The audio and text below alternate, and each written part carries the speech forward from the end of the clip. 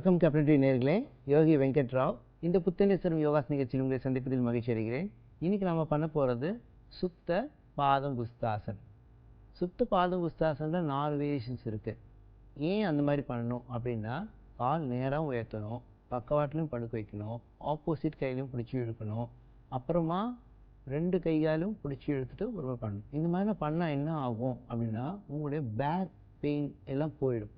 அதே நேரத்தில் ஸ்டிஃப்னஸ், முதுகெல்லாம் ஸ்டிஃபாக இருக்கும். நிறைய பேர் பார்த்தீங்கன்னா அது லூசன் ஆகணும்னா ஸ்டிஃபாக உடம்பு வச்சுட்டே நீங்கள் எல்லா வேலையும் அதிகமாக தான் வலிக்கும். லூசன் பண்ணிக்கணும்.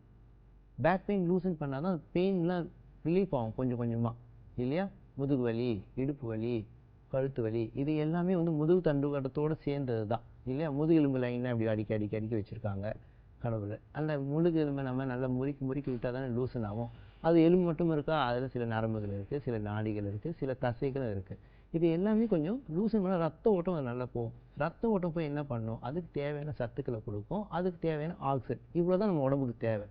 இது எடுத்துன்னு போது நம்ம வழி கொடுக்கணும், இல்லையா? டியூப்பில் பாசெல்லாம் அடித்தா என்ன பண்ணுவீங்க? நீங்கள் உதறி க்ளீன்லாம் பண்ணுவீங்க. இதெல்லாம் பண்ண வேண்டாம். இந்த மாதிரி ஆசனங்கள் சிம்பிளாக, இதெல்லாம் ரொம்ப ரொம்ப சிம்பிள். இந்த ஆசனம் எல்லாருமே பண்ணலாம். இந்த ஆசனம் பண்ணால் ரொம்ப நல்லாயிருக்கும். ஒவ்வொன்றா பண்ணுவோம். 4 ஆசனம் ஒவ்வொரு முறை. இடது பக்கம் ஒரு முறை, வலது பக்கம் ஒரு முறை பண்ணுங்கள். இடது காலால் ஒரு முறை பண்ணுங்கள், வலது காலால் ஒரு முறை பண்ணுங்கள். அதே மாதிரி இடது கை வலது கை மாற்றி பண்ணுங்கள். அவ்வளோதான், ரொம்ப சிம்பிள். ஒவ்வொன்றா பண்ணுவாங்களா? நேர்களே, இந்த சுத்த பாதம் குஸ்தாசன் நீங்கள் படுத்துட்டு செய்கிற ஆசன வகையை சேர்ந்தது. ஒவ்வொரு காலம் பண்ணுங்க. முதல்ல இடது கால், அப்போ வலது கால், அந்த மாதிரி மாற்றி பண்ணுங்கள். கைகளால் பிடிக்கணும், பிடிச்சி இழுக்கணும். இழுக்கும்போது என்ன ஆகும் அப்படின்னா, உங்கள் கால்கள் நேரம் எவ்வளோ ஆகுதோ அவ்வளோ உங்களுக்கு வேரிகோஸ் வராது. அதே நேரத்தில் தோள்பட்டை வலியும் போகும். ஏன்னா கையால் பிடிச்சி கால் இருக்கிற சில பேர் கால் வளைஞ்சே இருக்கும். ஏன்னா சேரில் உட்காந்து அந்த மாதிரி ஆகிட்டு இருக்கும் உடம்பு. சோஃபாவில் சேரில் உட்காந்து கீழே உட்காந்து பழகிக்கோங்க. கால் நல்லா ஸ்ட்ரெச் பண்ணுங்கள். எவ்வளோ ஸ்ட்ரெச் பண்ணிங்களோ அவ்வளோ நல்லது. இப்போ முதல்ல நான் படுத்துக்கிறேன். படுத்த ஆசனத்தில் சவாசனையிலேருந்து ஆரம்பிப்போம்.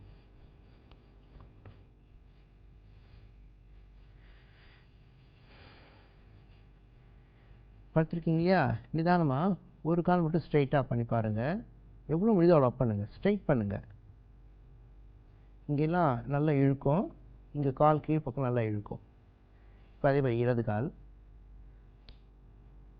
நல்லா லூசன் பண்ணிக்கோங்க.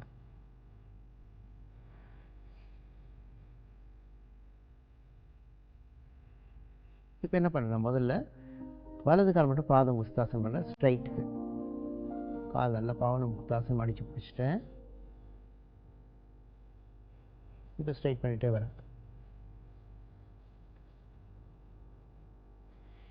கீழ்கால் நல்லா அழுத்தி வைங்க. இந்த முட்டி மடிக்கக்கூடாது, இல்லை கொஞ்சம் அழுத்திக்கோங்க. அப்படி ஸ்ட்ரைட் பண்ணிடுங்க. நல்லா இங்கெல்லாம் ஸ்ட்ரெச் ஆகும் பயங்கரமாக.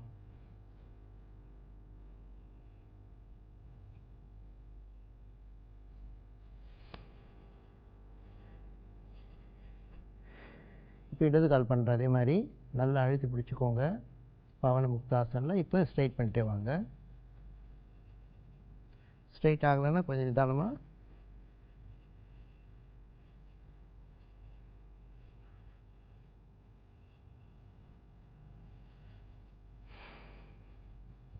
இப்போ ஆப்போசிட் இடதும் வலதும். இடது கால் தூக்குறேன், வலது கையால் பிடிச்சிட்டு நல்லா ஸ்ட்ரைட் பண்ணுறேன். அதே போல்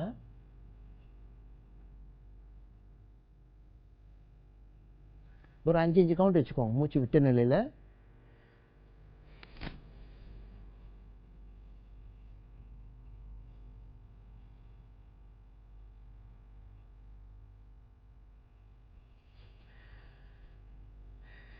இப்போது வலது கால் வலது கை பக்கவாட்டில் கொண்டு போகிறேன். காலை நல்லா ஸ்ட்ரைட் பண்ணிவிட்டேன், நல்லா மடித்து பிடிச்சிட்டு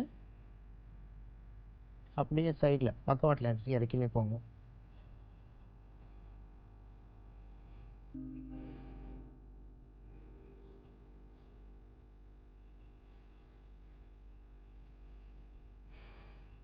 இப்போ இடது கால் அதே மாதிரி இடது கையில் பிடிச்சேன்.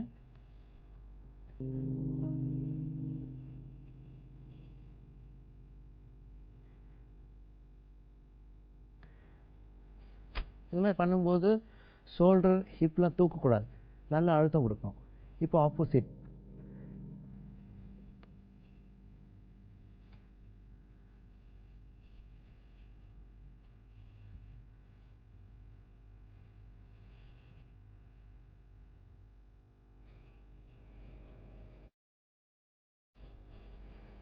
இப்போ வலது கால் இடது கையால் பண்ணுறேன்.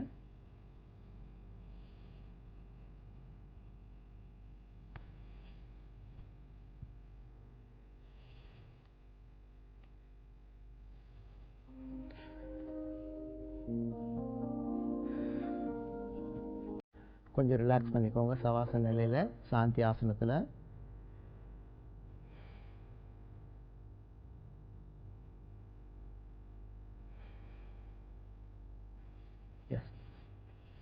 ஒரு ஆசுவாசப்படுத்தி 3-4 முறை ஆசுவாசப்படுத்திட்டு அப்புறமா நார்மலாக எழுந்து உட்காரணும். உங்கள் முதுகில் முன்ன அவங்க முதல்ல நல்லா எக்ஸ்டெண்ட் ஆச்சு, கால் வளைஞ்சிச்சு. அடுத்ததாக பண்ணீங்க லெஃப்ட்டு ரைட்டு மாற்றி மாற்றி பண்ணிங்க. இந்த தோள்பட்டையெல்லாம் சேர்ந்து இழுத்துது. ஸோ இந்த இடம்லாம் நல்ல ரத்த ஓட்டம் போயிருக்கும். கால் வேரிகோஸ், கால் கீழ்ப்பக்கம் இருக்கு இல்லையா, அதாவது தொடைக்கு கீழ்ப்பக்கம், காஃப் மசில் கீழ்ப்பக்கம், முட்டி அதை நீக்கி கீழே, இங்கெல்லாம் வந்து ரத்த ஓட்டம் நீங்கள் உட்காந்துருக்கும்போது அழுத்தமாய் சரியாக போகாது. இந்த மாதிரி பண்ணிங்கன்னா தான் நிதானமாக ரத்த ஓட்டம் போகும், அந்த வலியும் இருக்காது. ரத்தம் சீராக போச்சுனாலும் கால் வலி இருக்காது. இன்னும் நேரில் நல்ல ஒரு ஆசனம் பார்த்தோம். அதே போல் ஒரு ஹெல்த்தி டிப்ஸு, ஆஸ்துமான்றது மழை காலத்தில் கண்டிப்பாக மூச்சு இறைப்பெல்லாம் இருக்கும் இல்லையா, அது சரி பண்ணணும் அப்படின்னா கிராம்பு ஒரு 6 எடுத்துக்கோங்க. ஒரு அரை டம்ளர் தண்ணி போட்டு நல்லா கொதிக்க வைங்க.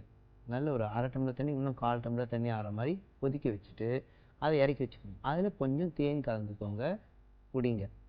தினந்தோறும் காலை மாலை 2 வேளையும் குடிக்கலாம். குழந்தைங்களா இருந்தாங்க, கொஞ்சம் வயசு கம்மியாக இருந்தாலும் காலை ஒரு வேளை மட்டும் போதும். இதை நிறைய ஒரு 15 நாள் நல்லா டிஃப்ரென்ஸ் தெரியுங்க. முதல் வாரமே நல்லா டிஃப்ரென்ஸ் தெரியும். 15 நாள் சுத்தமாக எதுவுமே இருக்காது, இந்த இறைப்பே இருக்காது, உங்களுக்கு சளியும் மாரில் சேர்றதும் இருக்காது. நிதானமாக ஒவ்வொன்றா செஞ்சு பாருங்கள். அது குடிக்க குடிக்க கண்டிப்பாக நல்லா இருக்கும். என் நேர்களே நல்ல ஒரு ஆசனம் பார்த்தோம், நல்ல ஒரு ஹெல்த்தி டிப்ஸ் பார்த்தோம். நாளைக்கு மீண்டும் இந்த புத்துணர்ச்சி யோகாசனத்தை சந்திப்போம். நன்றி, வணக்கம்.